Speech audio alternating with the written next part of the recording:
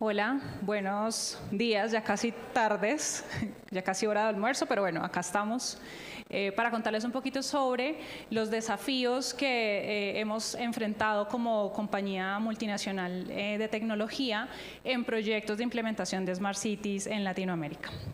Entonces, voy a pedirle el favor al equipo que me ayude pasando las diapositivas, por favor, adelante. La anterior es un video, si le puedes dar clic, por favor. Gracias. Y activamos el audio, por favor. Hola, papá. Sí, bajó el parar de acá de Tigre y me agarra convulsiones. Me toca medicamento, después me ayuda. Y quedó mi medicamento dentro del parar, ¿viste? Y me tapa de ver una convulsión. Bueno, quédate en el lugar, enviamos un móvil, ¿sí? Sí.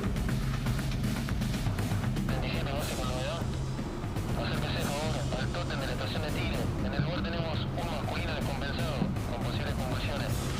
Ok, señor, nos dirigimos.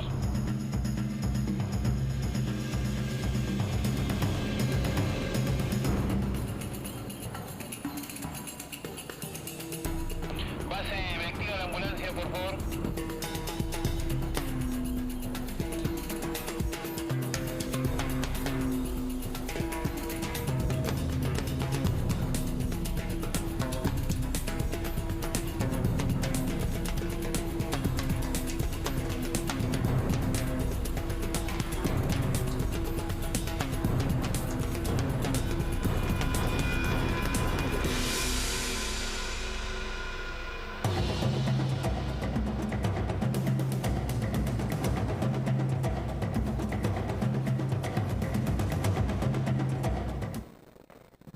Bueno, quise empezar con ese video porque cuando hablamos de ciudades inteligentes y estamos pensando en el efecto que realmente tienen esto en los ciudadanos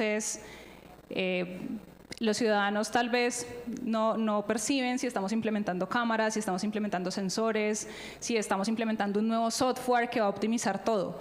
¿Qué es lo que el ciudadano realmente va a apreciar? Que si yo estoy en una emergencia, efectivamente van a atenderme en los tiempos que necesito.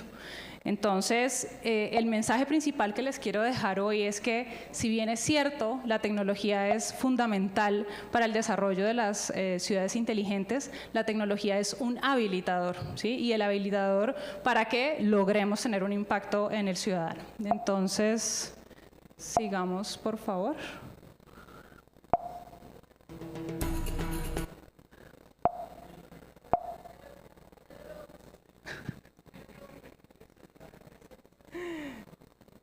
¿Ahí? Eso. Bueno, entonces, ¿quién es NEC? NEC es una corporación japonesa. Nosotros somos una multinacional, tenemos presencia en todo el mundo. Y como les contaba, yo les quiero compartir 4 desafíos que hemos encontrado en estos casos que hemos implementado en Latinoamérica. ¿Cuáles vamos a ver? Vamos a ver saturaciones en el centro de comando y control. Vamos a ver una problemática asociada a los ecosistemas fragmentados, la vulnerabilidad en los servicios y la viabilización económica de estos proyectos. Para empezar, entonces, vamos a conversar sobre la problemática de saturación en los centros de comando. ¿Qué es lo que pasa ahorita en las ciudades de Latinoamérica? Queremos implementar muchas cámaras, queremos implementar más sistemas de detección, más sensores, pero no podemos crecer en la misma medida con los operadores, ¿sí? No puedo tener un centro de comando y control que crezca en recursos a la misma velocidad en la que crecen los dispositivos. Entonces, necesito implementar herramientas que me permitan hacer más eficiente el trabajo de esos operadores. Entonces, la primera solución a este desafío que hemos encontrado es implementar inteligencia artificial en el componente de video especialmente. Entonces, lo que vamos a hacer acá es implementamos unas cámaras, sí, pero esas cámaras implementamos inteligencia. Y con esa implementación que se hace, logramos que la operación de esos funcionarios sea más eficiente. Se los quiero contar sobre un caso específico, el caso de Tigre en Argentina. Nosotros en este proyecto, es un proyecto que lleva más o menos unos 13 años y ha ido creciendo en el tiempo. En este proyecto lo que hicimos fue primero empezar con las cámaras, pero luego, como les decía, empezó a saturarse el centro de comando porque crecían y crecían y crecían en cámaras, pero no podían crecer en operadores. Entonces empezamos a implementar varias soluciones de videoanalítica. Aquí les quiero mostrar dos soluciones muy específicas y por qué son importantes. Imagínense que cuando uno está en un centro de comando, entonces tenemos el operador que está revisando las cámaras, pero un operador no puede ver 35 cámaras al tiempo, o sea, el operador ve una cámara y las otras cámaras están allá, pues nada, haciendo nada. Hay unas videoanalíticas que nos permiten detectar comportamientos atípicos, ¿sí? Porque las analíticas que normalmente conocemos son las de cruce de línea, por ejemplo, entonces no sé cuántas personas han cruzado esta línea, o conteo, que también son útiles, pero digamos que en términos de ciudad es muy útil las que son de comportamientos atípicos. Entonces fíjense en estos dos casos, en el primer caso y en el segundo, me voy a devolver un poquito. Bueno, este también, pero en este caso de las analíticas digamos, de situaciones atípicas, lo que hacemos es que el operador solamente va a recibir una alerta cuando encuentre una situación que está fuera de lo típico, ¿no? Entonces, en el primer caso veíamos una discusión entre una pareja y en el segundo caso veíamos un vehículo que estaba maniobrando irregularmente en la vía. Entonces, esas son detecciones de comportamientos que nos interesa abordar, pero que tenemos que tratar de hacerlo vía inteligencia artificial para que sea óptimo y no tengamos pues un operador dedicado en eso. Y el segundo componente, les voy compartiendo este video mientras tanto, y es cuando asociamos o debemos hacer una asociación correcta de las analíticas con la operatividad. Entonces, fíjense que en este caso, este también es un caso real en Tigre. Acá lo que estamos viendo es un merodeo, y este merodeo pues, va a culminar en un robo de una bicicleta. Entonces, claro, si pensamos solo en la analítica, pues ¿qué analítica es? Analítica de merodeo, que yo creo que ustedes la han escuchado mucho en los proveedores de videoanalítica. Pero lo que nos importa no es el merodeo en sí mismo, no nos interesa la analítica del merodeo en sí mismo, nos interesa es que el merodeo está asociado o está vinculado a un posible crimen, que en este caso están merodeando es porque va a haber un delito. Entonces, esa asociación de la analítica con la operación que se da en los centros de comando y control son claves para que esas analíticas sean útiles y no sean simplemente como una implementación de tecnología sobre cámaras sin ningún resultado efectivo. Entonces aquí les quiero compartir esta tabla solamente como para darles una idea de operativamente cómo se utilizan estas analíticas. Entonces estamos hablando, por ejemplo, de el merodeo en zonas específicas y en ciertos horarios específicos. Regularmente está asociada a venta de drogas, por ejemplo, o a zonas de alto grado de prostitución. Entonces, nuevamente, no es solo la analítica, sino cómo esa analítica funciona en la operación de un centro de comando y control. Y luego, otro problema que se está presentando ahorita es, tenemos las cámaras, les ponemos inteligencia, nos llenamos de eventos, entonces volvemos al problema original. Están saturados los centros de comando y control porque ahora ya no tienen 1000 cámaras que revisar, sino 100.000 eventos que ver. Entonces, ese filtro que se hace o que se debe realizar sobre los eventos que se generan o que generan esos sistemas es clave para que no volvamos a caer en el mismo problema, ¿no? Como que, pues, si pongo la analítica para que me optimice, pero al final otra vez estoy colapsando el sistema, pues no estoy haciendo mucho. Para eso es clave la implementación. Acá es un ejemplo muy específico, pero les decía yo el caso de detección de intrusión. Si yo activo una analítica de detección de intrusión en la ciudad, voy a tener el centro de comando alertado todo el tiempo, pues porque todo el tiempo las personas están caminando, están pasando. Entonces no hice nada, tengo el operador ocupado. Lo que hago es defino ciertas zonas, defino ciertos horarios, defino ciertas reglas automáticas para que tome una decisión en función de ese horario y esa zona. Entonces, ahí empiezo a disminuir la tasa de alertas y evito alertas falsas que son gravísimas pues, en los centros de comando y control. Segundo, quiero hablarles del tema de articulación. Entonces, el tema de articulación es otro problema que hemos encontrado muy fuerte en el despliegue de proyectos de Smart Cities. Y el primero, digamos que lo primero que uno va es a la interoperabilidad técnica, ¿no? Entonces, en Buenos Aires, por ejemplo, donde nosotros implementamos todo el proyecto de gestión de infracciones, allí nos encontramos con una ciudad que tenía muchos tipos de dispositivos y muchas plataformas. Y dentro de esas plataformas, plataformas de todo tipo.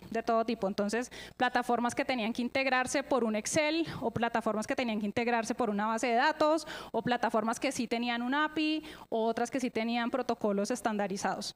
Eso es lo que uno normalmente se encuentra en una ciudad. En una ciudad uno no se encuentra un ecosistema perfecto, con interfaces perfectas, porque son sistemas heredados, porque son sistemas que se han implementado en diferentes momentos.